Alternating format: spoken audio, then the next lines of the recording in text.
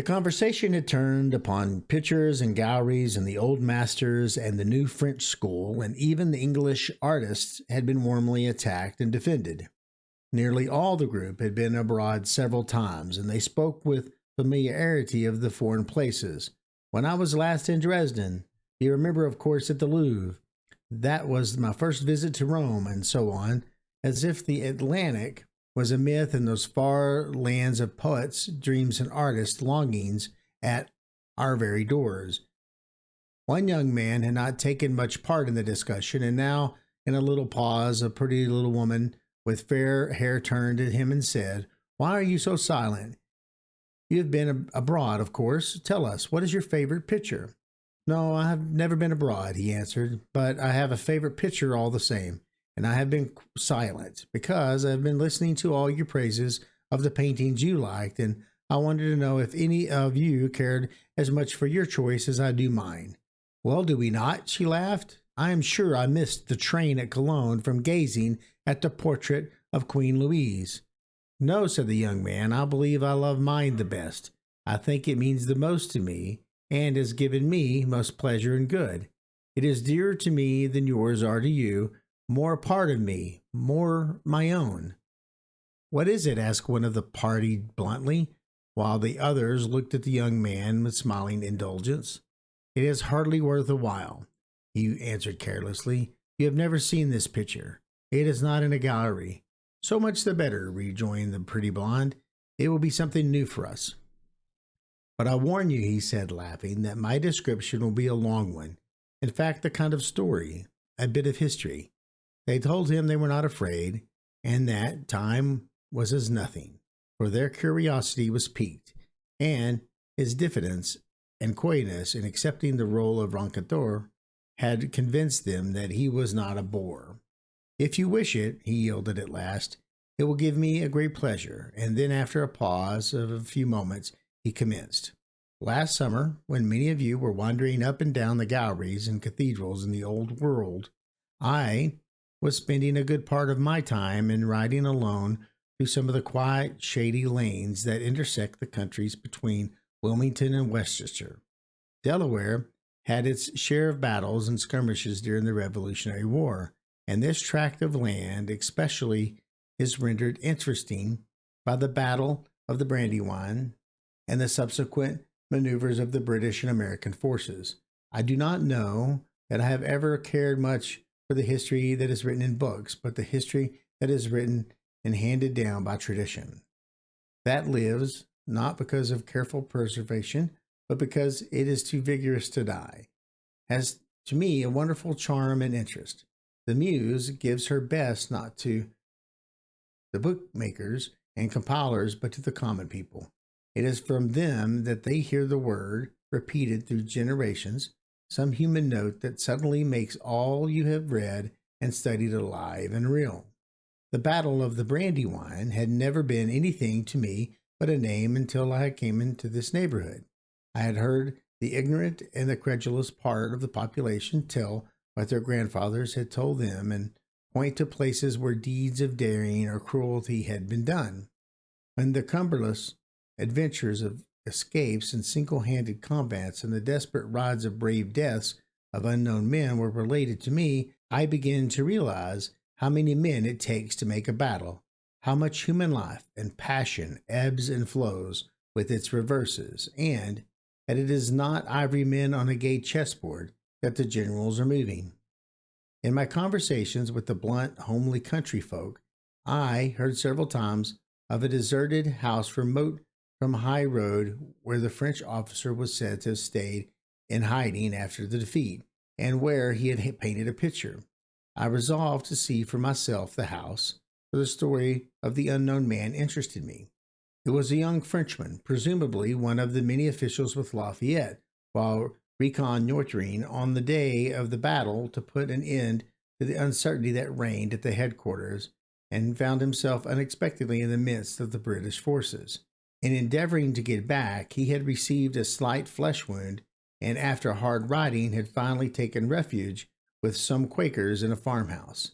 Here he stayed concealed in the garret for more than a week, until on hearing that Washington had recommenced operations and that General Wayne had advanced as far as Paoli, he resolved to attempt to join the army again.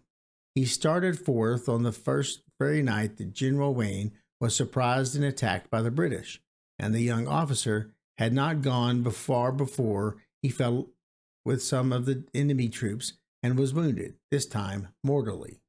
Without his horse, and almost unconscious, he managed to drag himself back to the farmhouse. Though faint and exhausted, he insisted with all his remaining breath and strength on being carried up to the garret where he had died. After a few hours passed by him, according to tradition, in one long, absorbing gaze at his picture. I collected good many descriptions of the old farmhouse and directions to it, compared and revised them by my own knowledge of the country, and rode off one morning with a tolerable good idea of where I was going.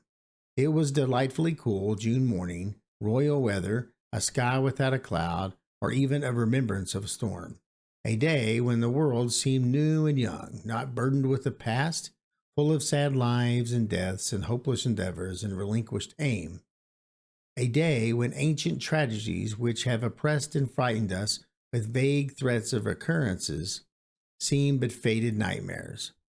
The present was the only reality, as after traveling several miles on the highway, I rode slowly with the reins of my horse's neck up a narrow road now unused, grass grown and washed by rains, and the songs of the birds in the cherry trees which bordered the lane and the cherries which I plucked and ate in passing occupied my thoughts much more than did the fate of the young Frenchman who died so long ago.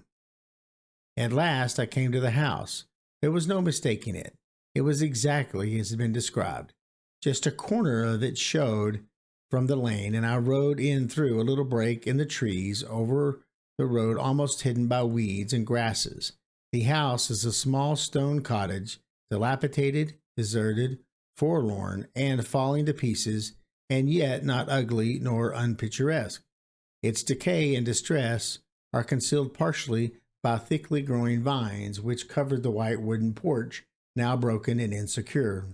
2 rose bushes, planted on either side of the wretched tottering steps, were following their lavish prodigy of color and perfume, and a big cherry tree in front seemed to be fed hundreds of quarrelsome, garrulous robins. It was evident that no one had lived in the house for years. Several of the windows were broken. A chimney was blown off.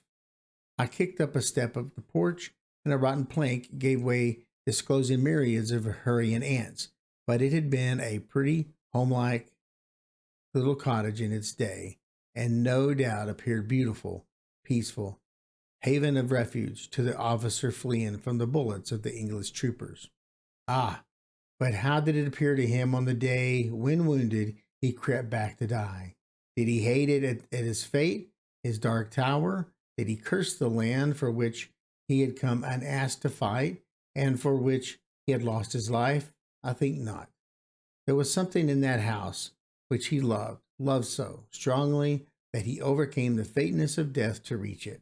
Something in that garret room where he had lain hidden that was worth struggling and pleading for with his last breath. I stepped cautiously over the porch, pushed the front porch ajar, and after a slight struggle with a rusty old hatch, entered the hall. There was a room on each side of it, both empty, with the exception of a broken chair or two. After a glance at the big square kitchen, which had not quite so cold and unforgotten appearance as the other rooms, I mounted the rickety steps. Vacancy and dust reigned everywhere. The air within had no consciousness of the powerful, glorious June without, and I was rather disheartened by the time I came to the garret. The roof sloped a good deal, and only at the end of the room was it possible to stand upright. It was very dark, and I stumbled about opening shutters. After letting in a beautiful stream of air and sunshine, I turned and looked about me. There was a wall opposite to me with the loveliest face and figure I have ever seen, an unfinished portrait of a young girl painted on the plastered wall. faded and dimmed somewhat by time, it is true, but soft and visionary. It is a life-sized and full length, but only the upper part of the figure and bodice are painted. The skirt has a few shadows thrown in, and the feet are only outlined. The face is very young, and its character spiritual and idealistic. Its shape is oval, but the chin is too small and fine for perfect regularity, and there is a delicacy and tenderness about the contour of the cheek that is touching and pitiful, and that calls for protection and gentleness. It is the face of one who should be guarded and shielded by a strong arm. The large hazel eyes are liquid and soft, yet divine with enthusiasm.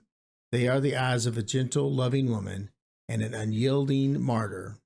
The mouth is a Cupid's bow, childish and playful, with a suggestion of dimples, and the nose is straight, aristocratic and proud, befitting the nobility of the brow. It is the portrait of a beautiful child, unformed and inexperienced, and in the smooth, cloudless features there is no past to read over a future. It is the hopes and fears, the promises and unconscious prophecies of the picture that give it such hold on the imagination. That mouth, made for kisses, those passionate, pure eyes, those proudly arched brows, and those sensitive, delicate curves show a heart formed for great happiness or great sorrow. The slender white throat and the graceful shoulders are painted with a caressing touch. The artist loved those curves and trembled when he recalled and tried to copy them. The gown is pink, the waist pointed and tightly laced, and the short sleeves slashed and puffed with some thin white stuff. One hand is raised and waving a handkerchief, and the other holds back some stray golden locks blown about the breezes. Adieu, adieu, she seems to be saying, not knowing, poor, trusting, true little maiden, on how long journey her lover was going. Yes, her lover he must have been. None other could have painted the soul in those eyes or showed the latent pathos and passion in the childish face. Many an hour he had stood there where I was standing and gazed upon his pictured sweetheart, murmured words of love, no doubt, prayers, vows, entreaties to her resemblance, while his heart longed for her very self, and there, with his eyes fastened upon the vision, becoming the fainter and more distant to him, the spirit of the young Frenchman had fled. Adieu. She waved her dying lover as once she had to him departing, and still she gazes after him, although it is long since that he is gone. A dainty French demoiselle, she looked in her quaint, modish, pink gown, the life and gaiety perhaps of some grim old chateau in sunny France, until the long, heart-sick years of loneliness. He died unknown and among strangers, as she waited on in vague expectancy, starting at every horse's hoof that approached her home, and growing pale and trembling at each dreary intelligence from across the seas. The tears those hazel eyes have shed. Poor little maiden, the memory of your dead lover made you brave in the terrible reign of terror, for you never doubted or forgot him. You were too noble for that.